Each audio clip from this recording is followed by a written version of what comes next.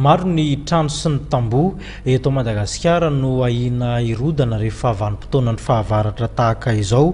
Raha ny tsikaritra ery Amparibe ery dia misy tamboho iray ahiana tokoa ny mety hirodana ny ary mety hitarika zavatra maro ho an'ireo mponina tsy lavitra n'izany toerana izany ny fisian'ity tamboho ahiana hirodana ity.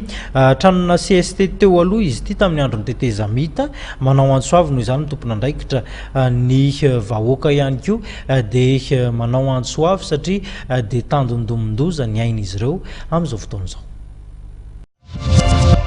Tamboho be iray amina tranona CST tamin'ny andron'ny tetezamita no efa mitritra be ary ahiana ny hihotsahany.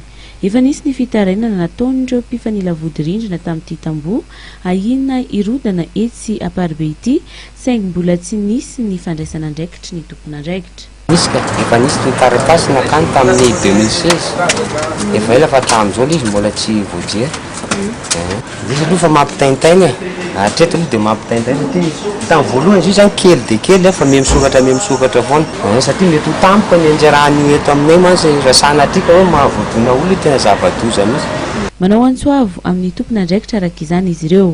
Antsoavo moa zany dia hoe mangataka an'ireo tompon'andraika zany mba hijery maso akaiky an'io satria sao hanao an'ilay vato be tato ampahamariana andraika ampidera-doza tampoka. Efa nanomboka ny taona 2014 moa ity tritra ity, saingy efa nitatra be izy amin'izao.